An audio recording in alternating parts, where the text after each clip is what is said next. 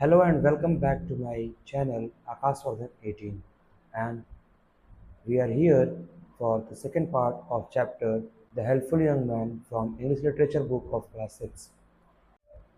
अब तक हमने ये देखा था कि एक किसान होता है जिसकी अचानक से एक दिन आंखों की रोशनी चली जाती है। उसके 7 बेटे होते हैं और वे 7 बेटों में से सबसे छोटे वाले को ही ये कर्तव्य उसको अपना याद दिलाया जाता है उनके बाकी बेटों के द्वारा कि उसकी पिता की आंखों की रोशनी लाने की जिम्मेदारी किसकी है, यानी कि उसकी छोटे बेटे की है। तो उसके छोटा बेटा ऐसा करता है कि जो भी उससे उपाय कहा जाता है वो उसको करता है और फिर उसके पिता की आंखों की रोशनी वापस आ जाती है। लेकिन इसी बीच उसके बाकी के भाई जो थे वो उससे जलते हैं और उसके पिता के कान भर देते हैं, जिसके वजह से उसको अपने घर से ही बाहर निकाल दिया जाता है। अब उसके बाद जब ये अपना घर छोड़ करके वहाँ से जाने लगता है तो रास्ते में इसी दौरान उसको एक मेल डियर यानी कि बक मिलता है, जिसको ये बचाता है कुछ लोगों से। ओके, अब इसके आगे की कहानी थी जो वो हम शुरू करते हैं। After some time he heard a cry. कुछ समय के बाद वो चिल्लाने की आवाज़ सुनता है। He stopped and looked in the direction from where the cry had कम।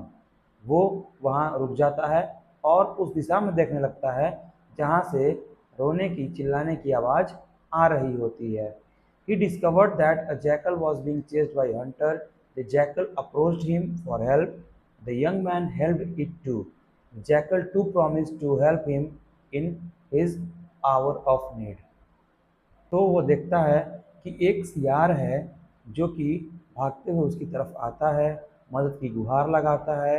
ये उसकी मदद भी करता है और इसके बदले में उसको क्या मिलता है, उस सियार का आश्वासन मिलता है कि जब भी जिस घड़ी भी आपको मेरी मदद की ज़रूरत पड़ेगी, आप मुसीबत में होंगे, मैं आपकी मदद करूँगा। Okay, the young man kept on wandering for many days. वो नौजवान जो युवक था, सबसे छोटा बेटा था, वो कई दिनों तक इधर से उधर भटकता रहा। He was tired and hungry and wanted to take some rest. वो थक गया था और भूखा भी था, वो कुछ आराम करना चाहता था। He spotted a strange palace. तभी उसको एक विचित्र महल मिलता है। He decided to go inside the palace and meet its owner. वो सोचता है कि चलो इस महल के अंदर चलते हैं और इसके मालिक से मिलते हैं। The palace belong to a princess who was very beautiful. वो पैलेस किसका था? तो एक सुंदर सी राजकुमारी का था। She was famous for a magic mirror. वो जो राजकुमारी थी वो अपने एक जादुई आईने के लिए मशहूर थी। She could see an everything in it. वो उसमें हर कुछ देख सकती थी। She had proclaimed that she would marry the man who could evade his reflection in the magic mirror, but he would be beheaded if he traced in the mirror. कहती है उसका क्या था शर्त, उसने क्या शर्त रखा था? उसने ये घोषणा कर दी थी, ये शर्त रखी थी कि वो उस व्यक्ति से शादी कर लेगी जो इसके जादुई आईने से बच करके उसकी परछाई उसमें जिसकी नहीं दिखेगी उससे वो शादी कर लेगी। लेकिन उसने ये भी साथ में शर्त रखी थी कि ऐसा इंसान जो उस आईने में पकड़ा जाता है उसका सर कलम कर दिया जाएगा, यानी उसको अपने जीवन से हाथ धोना पड़ेगा। The young man saw human skulls of many young men who had failed in his adventurous task, but he was not afraid. He went to the princess fearlessly and accepted the challenge. वो जो नौजवान युवक था वो वहाँ देखता है आसपास तो कई इंसानी खोपड़ियाँ पड़ी हुई थी जिनका सर कलम कर दिया गया था, लेकिन वो इससे डरता नहीं है। फिर वो क्या करता है, तो वो बेधड़क बिना डरे राजकुमारी के पास जाता है और कहता है कि मुझे आपका शर्त मंजूर है। Now that you have come the princess smiled, do you know the condition. अब कहती है राजकुमारी कि अब तुम जब आ ही गए हो, मुस्कुराते हुए कहती है कि क्या तुम्हें कंडीशन मालूम है, शर्त मालूम है, शर्त क्या है? Of course was his reply. उसका रिप्लाई क्या था कि हाँ बिल्कुल मैं जानता हूँ। All right, hide yourself tonight. तो कहती है ठीक है, अपने आप को छुपा लो जहाँ भी छुपाना है। Her voice was as sharp as double edged dagger. उसकी बातों से ऐसा लग रहा था कि वो, ऐसे तो उसको बहुत ही सिंपल तरीके से बोल रही है, लेकिन उसकी आवाज़ जो थी वो दो धारी तलवार की तरह थी। यानी कि वो उसके मुंह पे बोल रही थी कि ठीक है तुम चुप जाओ। ऐसा लग रहा था कि वो बहुत ही सिंपल साधारण सी राजकुमारी है, लेकिन उसके मन के अंदर क्या चल रहा था उसको नहीं पता था। At night, the young man went to the seashore and called forth the fish for help. Help. अब क्या होता है कि जब रात में ये नौजवान लड़का जाता है समुद्र किनारे और वहाँ पे मछली से बोलता है कि मुझे तुम्हारी मदद की आवश्यकता है। Sure, sure, said the fish. I will hide you in my stomach and go deep into the ocean. The princess took up the mirror. She rotated it in every direction. At last, she succeeded in tracing him. In the morning, when the young man came, she told him his hiding place. अब क्या होता है कि वो मछली कहती है कि मैं तुम्हें अपने पेट के अंदर, मैं तुम्हें निगल लूँगी और फिर समुद्र के अंदर लेकर के चली जाऊँगी। लेकिन जब सुबह होती है और राजकुमारी अपना आईना चारों तरफ घुमाती है तो उसको उसका लोकेशन का पता चल जाता है। और जैसे ही लोकेशन का पता चलता है और सुबह में राजकुमार आता है, सॉरी यंग मैन आता है, तो उसको उसका लोकेशन बताती है कि तुम यहाँ पे छुपे हुए थे। Should you be beheaded now? The princess paused for a moment and said, well, you appear to be an interesting person. I give you another chance. उससे पहले पूछती है, कहती है कि अब बताओ तुम्हारा सर कलम कर दिया जाए। फिर थोड़ा देर रुकती है और कहती है कि मुझे तुम थोड़ा इंटरेस्टिंग इंसान लगे, मेरी दिलचस्पी है तुम में, तो चलो मैं तुम्हें एक और चांस दे देती हूँ, ठीक है। This time the young man went to the woods and called for the buck. अब इस समय क्या होता है कि इस बार वो जाता है कहाँ, जंगल, और उस हिरण की जिसकी मदद की थी उसने पहले, उसको पुकारता है अपनी मदद के लिए। Hello master, what can I do for you, asked the bug. हिरण पूछता है कि मालिक आइए, मैं आपकी क्या मदद कर सकता हूँ। On hearing the whole story it said, master sit on my horns, I will take you to the remote hills. कहता है कि आप मेरे इन सिंघों पे बैठ जाइए और मैं आपको कहाँ ले जाऊंगा, ऊपर हिल्स पे लेके चला जाता हूँ। Next morning the princess told him that he was hiding in the hills. अब अगली सुबह जब होती है तो राजकुमारी उसको कहती है कि तुम हिल्स के ऊपर छुपे हुए थे। Okay, one chance more but it will be the last, she warned. अभी भी राजकुमारी उसको एक चांस देती है और कहती है कि चलो मैंने तुम्हें एक और चांस दे दिया, लेकिन ध्यान रखना मैं तुम्हें ये चेतावनी देती हूँ, ये जो मौका है वो तुम्हारा आखिरी मौका होगा। He returned to the forest and called for the jackal and narrated his sad story. वो जंगल जाता है और जंगल में जा कर के उस सियार से कहता है, पूरी कहानी बताता है कि मेरी दुख भरी कहानी ये है, मेरे साथ ऐसा हुआ। और इतना सुनने के बाद वो जैकल उससे कहता है, सियार उससे कहता है, oh master don't worry, I will do my best, assured the jackal. उसको दिलासा दिलाता है, उसको सुनिश्चित करता है कि आप मालिक थोड़ी भी चिंता मत कीजिए, मैं आपकी मदद करूंगा, मुझसे जो भी बन पाएगा, जितना अच्छा हो पाएगा मैं आपके लिए करूंगा। The jackal called for his fellow jackals, and within no time there were hundreds of jackals around him. The jackals held a conference. They proposed that the young man should hide himself under the prince's bed. How could he reach there without the knowledge of the princess? It was planned that a turn should be dug, its other end should be right under the bed of the princess. The plan was executed immediately and the young man was right under the bed. तो अब क्या होता है, वो जो सियार था अपने साथी सियारों को भी बुलाता है, वहाँ इकट्ठा करता है और थोड़ा भी समय नहीं लगता, वहाँ सैकड़ों सियार इकट्ठा हो जाते हैं और फिर ये लोग क्या करते हैं कि आपस में डिस्कशन करते हैं और फैसला ये निकलता है कि जो यंग मैन है उसको कहाँ छुपना चाहिए, प्रिंसेस के बेड के नीचे। लेकिन फिर ये सवाल आता है कि आखिरकार जब प्रिंसेस के बारे में जानकारी ज़्यादा नहीं है तो ये जो यंग मैन है ये अपने आप को कैसे उसके बेड के नीचे अपने आप को पहुंचाएगा। प्लान ये होता है कि इसको प्रिंसेस के बेड के नीचे छुपना होता है, लेकिन सबको ये सोचता है कि अगर इसको प्रिंसेस के बारे में जानकारी नहीं है ये उसके बेड के नीचे जाएगा कैसे। बिल्कुल सही जवाब था। फिर वो लोग कुछ प्लान बनाते हैं और प्लान बनाने के साथ में वो उसको उसके नीचे कहाँ पे, एक टनल के माध्यम से एक ऐसा टनल खुदाई करते हैं जो कि सीधे उसके बेड के नीचे, राजकुमारी के बेड के नीचे पहुंच जाता है और ये जो यंग मैन था वो सीधे सीधे उसके बेड के नीचे जाके छुप जाता है।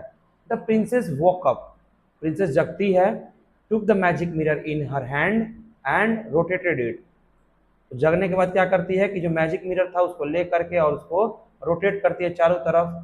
द प्लान, अब जैसा प्लान था उसके अनुसार, बट टू एस्टोनिशमेंट, लेकिन उसको इस बात की आश्चर्य होती है, वो एकदम हक्का बक्का रह जाती है। She could not trace the young man. अब क्या होता है कि वो उस यंग मैन को ढूंढ नहीं पाती है। She repeated the process a number of times but in vain. वो यही प्रोसेस बार बार दोहराती है लेकिन इसका कोई फायदा नहीं होता है। उसकी सारी जो मेहनत थी वो क्या हो जाती है, बर्बाद हो जाती है। At last she got sick of this job, she smash the mirror against the lamp post. अब वो बार बार अपना आईना घुमा घुमा कर थक गई होती है, परेशान हो गई होती है, तो आखिरकार वो आईना लेती है और लैम्प पोस्ट, बगल में ही जो लैम्प पोस्ट था जिस पे लाइट जलती रहती है उस पर दे मारा। Come out young man, I have lost the game, she cried. और चिल्लाते हुए उसको कहती है कि यंग मैन बाहर आ जाओ, मैं अपना ये खेल हार गई हूँ। The next moment the young man came out from under her bed. और अगले ही पल क्या होता है कि वो यंग मैन जो था वो उसके बेड के नीचे से निकलता है। The princess was surprised at her intelligence. अब जो राजकुमारी थी इसकी बुद्धिमानी को देख करके ना एकदम सरप्राइज हो गई थी। She accepted her defeat and agreed to marry him. Thereafter the young man lived with his wife happily. और इसी के साथ वो जो राजकुमारी थी वो उससे विवाह करने के लिए, शादी करने के लिए तैयार हो जाती है। और इसके बाद वो जो नौजवान युवक था, लड़का था, आदमी था, वो क्या करता है कि अपनी वाइफ के साथ खुशी खुशी पूरा जीवन बिताने लगता है। तो कैसा लगा सेकंड पार्ट? आई होप आपको ये पूरी स्टोरी पार्ट 1 भी आपने देखा होगा और पार्ट 2 ये जो मैंने अभी अपलोड किया है इसको आप अच्छे से देखे होंगे और कहानी आपको पूरी तरह से समझ में आ गई होगी। और मैं आपसे एक रिक्वेस्ट करना चाहूँगा, अगर आपको कहानी पूरी अच्छी तरह से समझ में आ गई है तो आप इस वीडियो के कमेंट बॉक्स में मुझे ये ज़रूर बताइएगा कि आपको इस कहानी का बेस्ट पार्ट कौन सा लगा और आपको इस कहानी से क्या सीखने को मिलती है। ठीक है, अपनी और इस मेरे अनुसार तो इस कहानी में जो सीखने को मिला था वो ये है कि परिस्थितियाँ कैसी भी क्यों ना हो, हमें अपनी बुद्धिमानी का इस्तेमाल करना चाहिए। हमें उस मुश्किल परिस्थिति में घबराना नहीं चाहिए। अगर हम अपने अक्लमंदी का इस्तेमाल करेंगे तो किसी भी प्रकार की मुश्किलों से हम बाहर आ पाते हैं। अब कुछ सवाल दिए हैं, मैं उनको आपको समझा देता हूँ। ये आप खुद से क्वेश्चंस को लिखने का प्रयास करिएगा। अंडरस्टैंडिंग द स्टोरी यानी कहानी समझने के आधार पे कुछ प्रश्न दिए गए हैं जिनको हमें शॉर्ट आंसर में लिखना है। Why did the young man go to the remote sea? बताना है कि वो दूर दराज का सुनसान इलाके में जो समुद्र था वहाँ पे यंग मैन क्यों जाता है। बताइए, पार्ट 1 में आपने देखा था कि वहाँ इसलिए जाता है क्योंकि एक फ़कीर ने, अजनबी फ़कीर ने उसे बताया था कि उसके पिता की आंखों की रोशनी कैसे आ सकती है।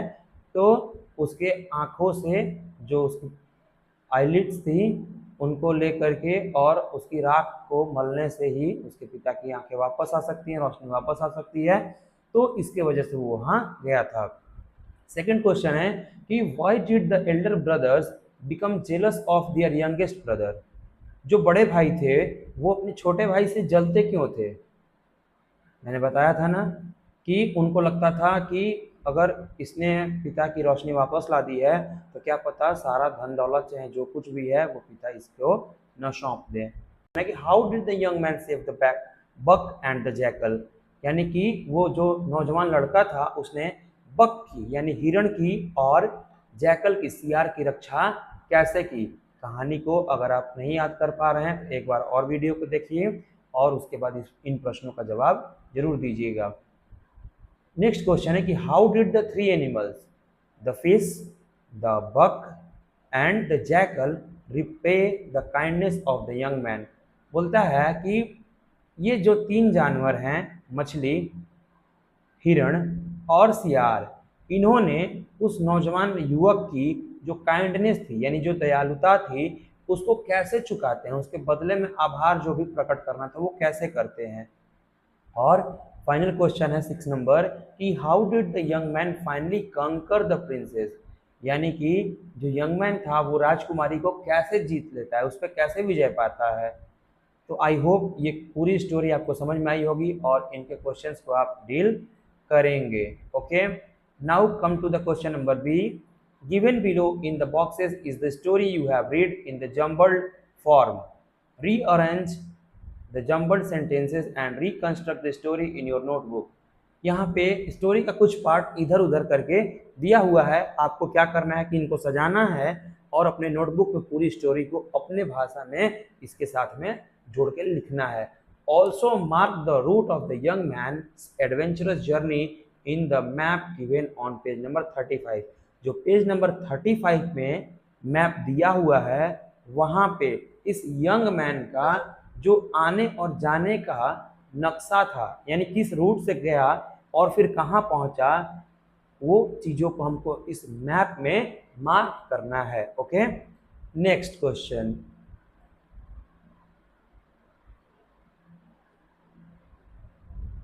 Hots higher order thinking. Next question है हमारा हॉट्स यानी कि हायर ऑर्डर थिंकिंग स्किल, यानी कि हमारे सोच के ऊपर निर्भर करता है इन प्रश्नों का जवाब। जितना हम कहानी पढ़े हैं, जिस तरह से समझे हैं, उसके आधार पर हम इसका जवाब लिखेंगे। Why did the princess allow the young man extra chances to hide himself? बताना है कि जो प्रिंसेस थी वो बाकियों को तो ज़्यादा मौके नहीं देती थी, लेकिन ये यंग मैन को ही उसने इतने सारे चांसेस क्यों दिए। उसने पहले ही बताया था कि तुम थोड़े से इंटरेस्टिंग लगते हो। इंटरेस्टिंग क्यों? क्योंकि उस यंग मैन ने इतनी सारी इंसानी खोपड़ियाँ देखने के बाद भी ये हिम्मत दिखाई थी कि वो डरा नहीं था और हिम्मत दिखाया था कि मैं आपके इस चैलेंज को एक्सेप्ट करता हूँ। Okay, now life skill questions. Given below some adjectives on the basis of your comprehension of the story, put these in appropriate boxes under suitable characters. You can also add some more adjectives. बोलता है यहाँ पे कुछ adjectives दिए गए हैं, ये yellow box में यहाँ पे कुछ adjectives दिए गए हैं और अपने पूरी जो कहानी हमने स्टोरी पढ़ी है उसके आधार पे इनको सही बॉक्स में डालना है कि कौन सा जो एडजेक्टिव हो किसके लिए सुटेबल बैठता है, किस कैरेक्टर के लिए सुटेबल बैठता है। और कहता है कि आप चाहें तो इसमें कुछ अपने से भी एडजेक्टिव्स को ऐड कर सकते हैं कहानी के अनुसार।